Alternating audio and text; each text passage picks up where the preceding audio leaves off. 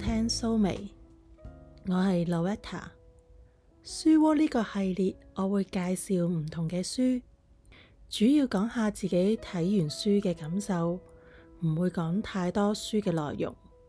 因為都希望你哋聽完有興趣去買返本，無論係電子書定係實體書都好，支持一下作者同出版行業。先講一講呢個系列嘅名，點解叫書窩？好多人會稱呼鍾意睇書嘅人叫書蟲，我有時都會咁樣稱呼自己。書窩嘅感覺好舒服，好似用書堆咗一個窩俾自己，好溫暖，好安全，可以喺裏面享受屬於自己嘅時光。而呢個書窩係俾每一位書蟲嘅，你都可以叫書窩做蟲洞，同科學入面有關蟲洞嘅假設有啲類似，都係透過一個入口去到另一個時空。睇書你可以安坐家中，喺咖啡室，或者喺戶外曬住太陽，如果有嘅話，而同時你又可以跟身處唔同國家或唔同時代嘅作者溝通，甚至其中一頁、其中一句俾你嘅啟發，帶你去到超越本書所講嘅領域。嚟到英國，有本地人問我點解咁鍾意睇書，我話因為自己裏邊好多嘅思想未必揾到人同我傾，甚至有時覺得自己嘅思想好另類。睇唔同書嘅時候，就好似同唔同作者傾唔同話題，有時仲可以揾到共鳴。唔知係咪因為我直譯做英文咁樣同佢講，啲用詞有啲怪，佢話係第一次咁樣聽人講喎。第一集分享一本我好鍾意嘅書，中文名叫做《如果世界是個100人的村落》，作者池田香代子喺2001年美國發生911恐襲事件之後，收到一封電郵，受到衝擊，於是參考咗各種嘅統計、年鑑同埋一啲官方嘅報告，將數據加以修正，內容改編，並以日文同埋英文並排，喺2001年12月發行成書。幾個月之後，中文版亦都面世，據聞而家已經翻譯咗超過20種語言。因為呢本書嘅中文版已經絕咗版，所以我分享本書內容都唔會太影響佢哋嘅銷路。不過強烈鼓勵大家，如果遇上有二手書，唔好諗，機會難逢啊，即刻買。我自己嗰本幾年前借咗俾隔離村嘅街坊，但因為嗰段時間大家都忽然決定離開香港，甚至連道別嘅機會都冇。呢位街坊同我一樣，而家都係喺英國，雖然未趕及喺離開香港之前還返本書俾我，但佢都好有心，佢將本書咧隨身帶咗嚟英國。雖然佢成日話住得唔近，不如寄返俾我啦。我話唔好寄，本書都唔急嘅，但如果因為本書我哋有個理由見下面都好啊。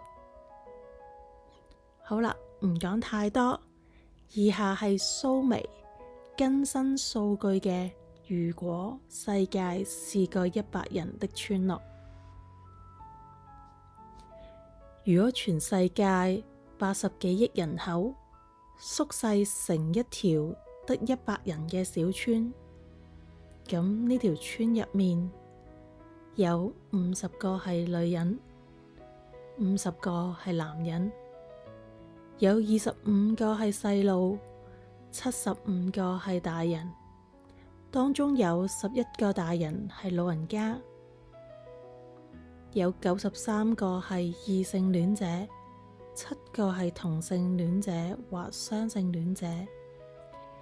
有30個係白皮膚嘅，其餘70個係其他膚色，有60個係亞洲人，18個係非洲人，9個嚟自拉丁美洲同加勒比地區，8個係歐洲人，4個係北美洲人，1個係大洋洲人，有16個人講中文，8個人講西班牙話，8個人講英文，6個人講印度語，剩低嘅人係講阿拉伯話、孟加拉話、葡萄牙、俄語同埋日語，仲有其他語言。有31個係基督徒，25個係回教徒，15個係印度教，7個係佛教，12個信其他宗教，10個係冇宗教信仰。有77個人有得食，有得着，亦都有地方住。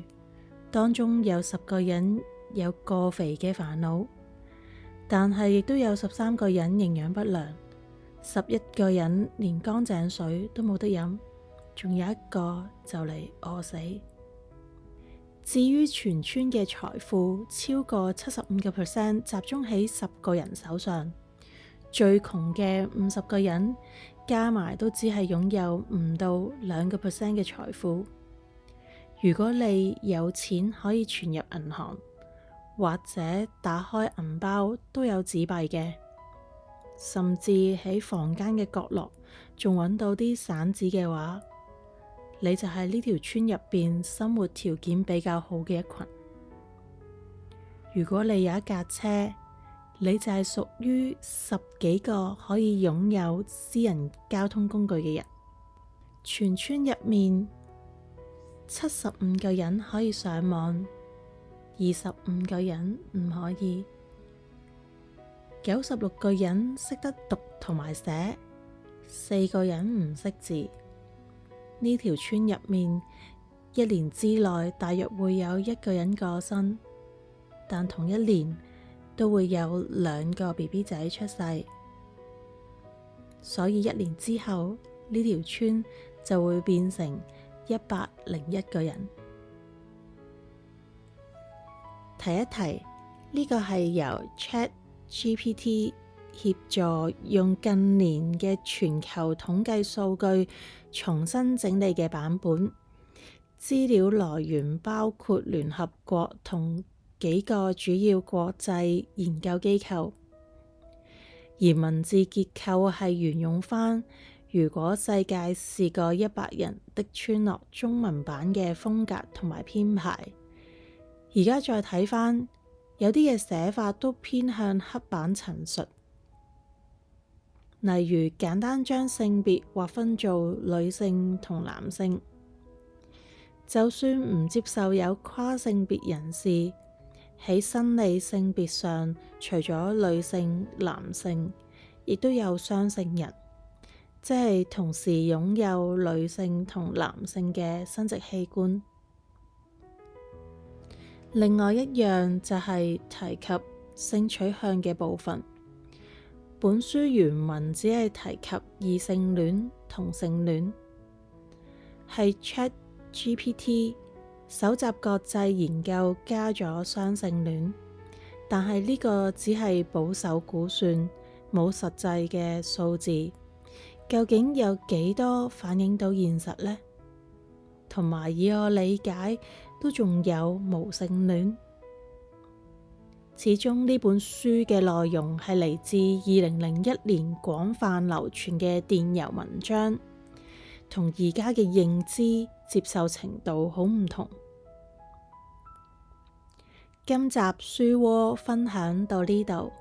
雖然呢個系列唔能夠好似另一個系列有點唱咁，可以俾聽眾參與，因為至少介紹嘅書我要睇過先得。不過如果你有書介紹，認為必睇不可嘅，或者我都會買嚟睇，之後再分享。每一頁都係入口。我哋下次再傾。